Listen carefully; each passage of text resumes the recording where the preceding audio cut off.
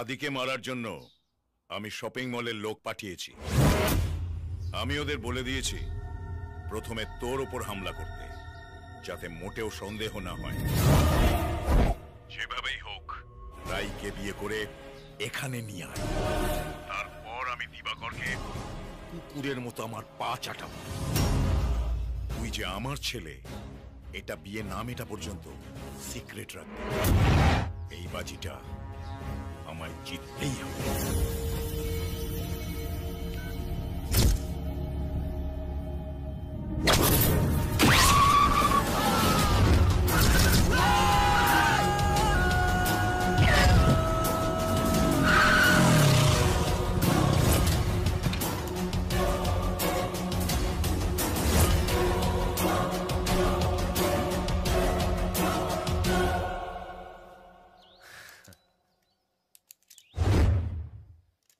আমাকে মারার জন্য লোক পাঠিয়েছিলেন।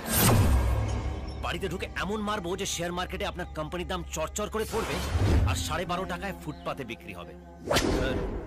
দিবাকরের লোক গুলিতে ঝাঁঝরা করে দে।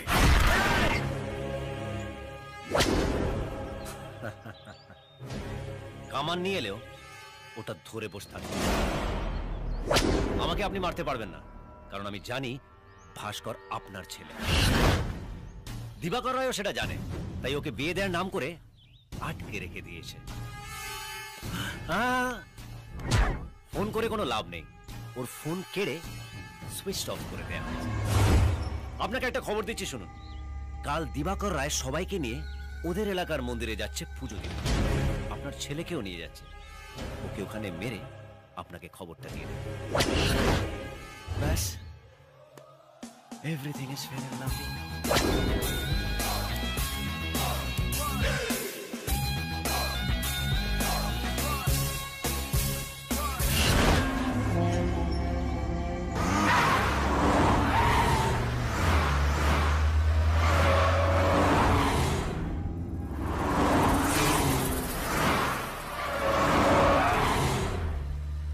একটা কথা বলবো? বলো। বলছি আমি একটা অন্য গাড়িতে গেলে হতো না? কেন? না মানে যে গাড়ি চালাচ্ছে তার উপর আমার মতো ভরসা নেই। তুমি একটু শান্ত হয়ে বসো না। কি করে বসবো? মনে হচ্ছে যত গাড়ি এগোচ্ছে জমের বাড়ির দিকে আমরা এগোচ্ছি। হয়তো এক্ষুনি রাস্তার মধ্যেখানে জম দুতে এসে হাজির। আরে তোর মাথা খারাপ হয়ে গেছে?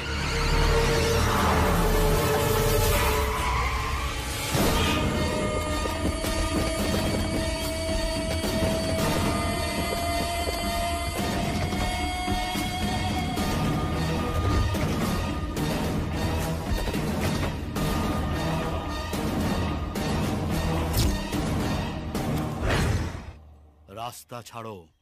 আমার বোনেদের বিয়ের আগে আমি চাই না রক্তারক্তি হোক। তোমার চাওয়া না চাওয়ায় কিচ্ছু এসে যায় না। যেটা আমি চাইবো সেটাই হবে।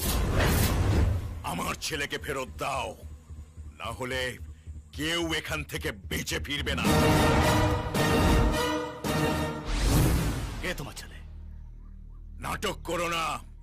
আমি জানি তুমি আমার ছেলেকে খুন করার জন্য নিজের এলাকায় নিয়ে যাচ্ছ।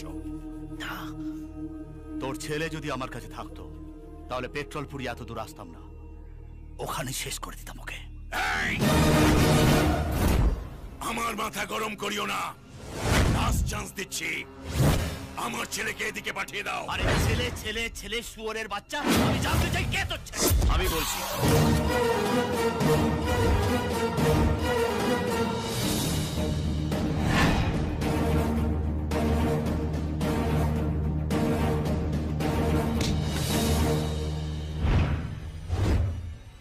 অনেক নাটক হয়েছে, এবার বন্ধ করো। রাঘব সিনহার ছেলে। দাদা!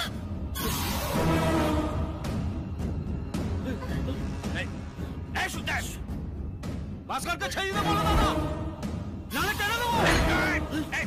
যেতে দে ওকে। সুদেব না, না সুদেব, সুদেব না, রাইকে ছেড়ে দে, ছেড়ে দে বলছে।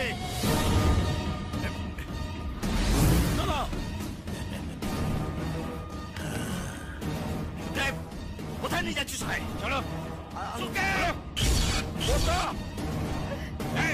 রাঘব, এটা কিন্তু ভালো হচ্ছে না, ওকে ছেড়ে দে। দিবাকর, এই পুরো প্ল্যানটা আমার চক আউট করা ছিল।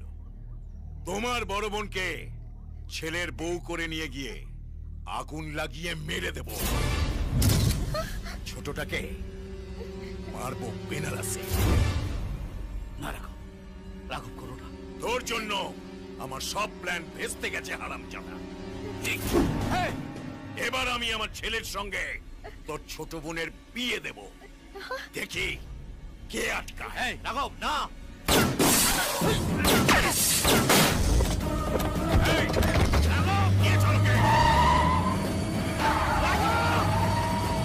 এবার বোঝা গেল তো যে সর্ষের মধ্যে ভূত আছে। আপনি তো আমার কথা কখনো শোনেননি। আদি খুব ভালো করেই জানতো যে ভাস্কর রাঘবের ছেলে, তবু আপনাকে বলেন। নেপালদা, চুপ! এতদিন মুখ খুলিনি, আজ লক গেট খুলে দেবো। কি ভেবেছেন এদের বিয়ে দিতে নিয়ে যাচ্ছে? আরে এদের বিয়ে অনেক আগেই হয়ে গেছে। কি? ওই আদি শ্রুতিকে বাড়ি থেকে তুলে নিয়ে গিয়েছে। ঠাকুরপো, নমস্কার বউ। আরে কমসে কম এবার তো আসল পরিচয়টা দিন। ওই যে দেখছেন ধাপ্পাবাজ, এই ফ্যাক্টরি প্রোডাক্ট। এরা হচ্ছে নাদির বাবা মা। আর এই যে দেখছেন আইটেম নাম্বার, এ সবার বউ নয়, আমার বউ। আর এই পুরো নাটকটা সাজিয়েছে ওই ব্লাফ মাস্টার, শুধুমাত্র রায় দিদিকে বিয়ে করবে বলে। বুঝেছেন? পুরো নাটক সাজিয়েছে। বেশ করেছে, তুমি শুধু নাটকটাই দেখলে। আজ ওই ব্লাফ মাস্টার ছিল বলে আমার বড় বোন যাকে সত্যি ভালোবাসে তাকে বিয়ে করতে পেরেছে। আদি আমার ছোট বোন যাকে তুমি ভালোবাসো, তাকে রাঘবের হাত থেকে বাঁচিয়ে আমার শেষ উপকারটা করো। আমি আদি কোথায়? আদি কোথায়? আদিকে খুঁজছেন? আদি ও অনেক আগেই বেরিয়ে গেছে ওর ভালোবাসাকে ফিরিয়ে আনতে। শালাশ বেটা!